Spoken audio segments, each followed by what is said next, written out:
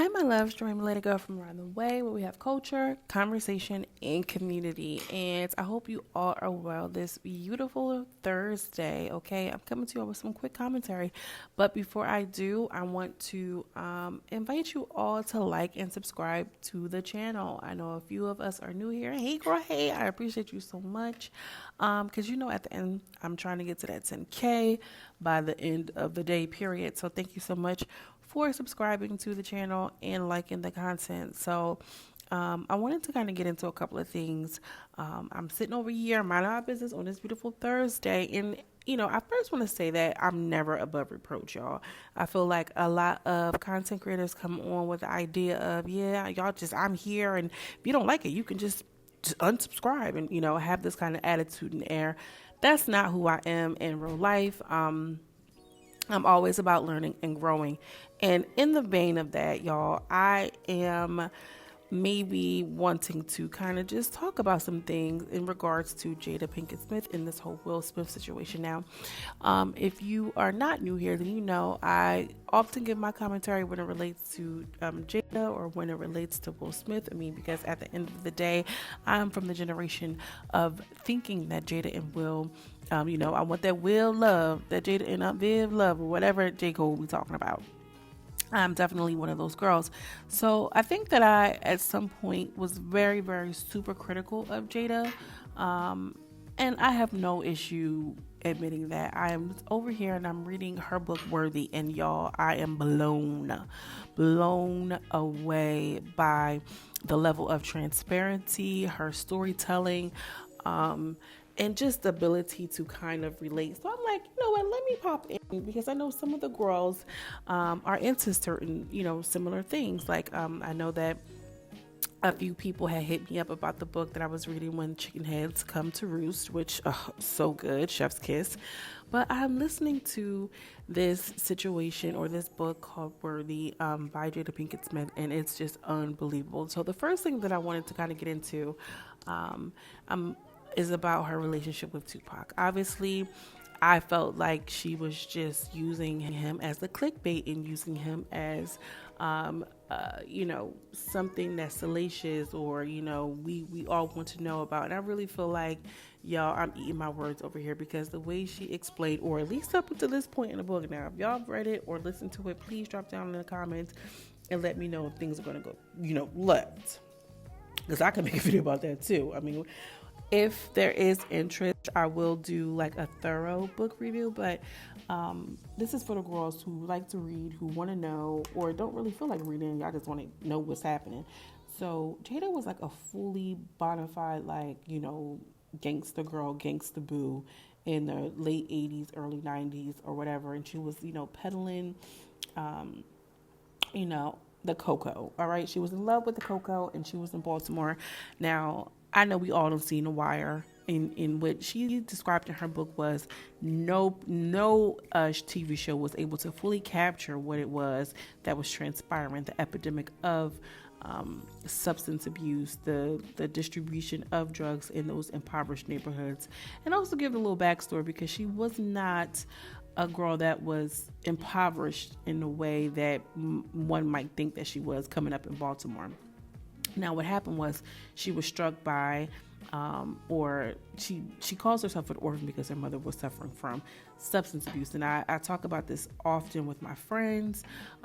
We don't really understand the weight of what crack cocaine did to Black communities, truly as a whole. We don't understand its reach.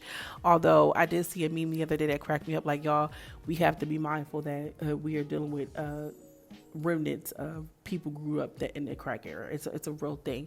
But the only thing that I can relate it to was, most recently COVID. We didn't know anything about COVID. We just knew niggas was dying. And that is similar to what crack cocaine did to the Black community. They didn't know what it was. They got caught out there. I think started dying, whether they were using or overdosing, still in their body, engaging in risky behavior. But long story short, girl, because here I go, y'all. Y'all know I can do it. She outlines the relationship as a best friend, a male best friend who had, a real special it factor is how she described him. They even kissed once to try to see if it would work. But Jada was very masculine in her energy, being small in stature and feisty and fierce, a Virgo. She had to maybe put on airs that she was tougher than what she was, but Tupac was the one who was her protector. In a lot of ways, she protected him. She outlined and discussed how impoverished they were, to the point where she's like, I've stayed in a lot of, bandos and places in the center third, but Pac's place was one of those places I just couldn't handle, couldn't stomach. How prideful she was, or he was, in accepting her help, because again, she was a girl. She was cute, she had a little electric hair and short haircut, and she was also a hustler. I can see Jada being a hustler, because when she says it on Red Table Talk, it's like, yeah, okay. But in the book, it's way more believable. I mean, certain things are getting on my nerve, how sometimes she goes into a whisper. But keep in mind, like, Will did the same thing. Will is just obviously a man, and we feel differently about him. All in all, I just feel like my perception is slowly but surely changing about Jada, and I'm going to continue to listen and to read, because halfway in, halfway out. So I will listen to a book with audio, but then I will also follow with a physical copy, child. That's my way of trying to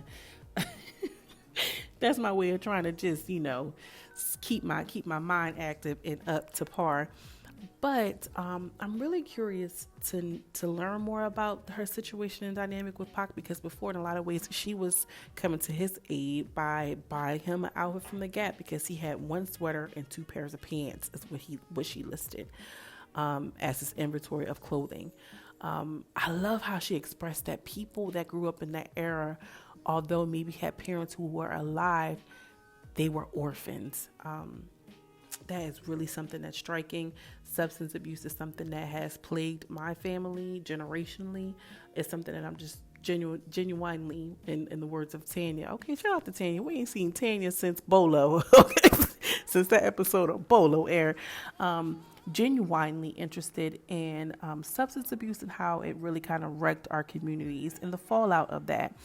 Growing up without having stable homes, stable clothing, you do certain things, you further traumatize yourself. And she even said that she has complex PTSD. I don't want to make this a sermon, although I could, because your good girlfriend is about that life. I am feeling a different way about Miss Jada, and I'm curious to know if you all are listening to the book or following the book or reading the book. And if so, would you like to continue to get maybe a full breakdown or review? Drop down in the comments. If not, it's okay, girlfriend. I just popped in to say, hey, hope you guys are having a wonderful day. And also, don't forget to like and subscribe, because I'm trying to get to that 10K by the end of the day, period, baby.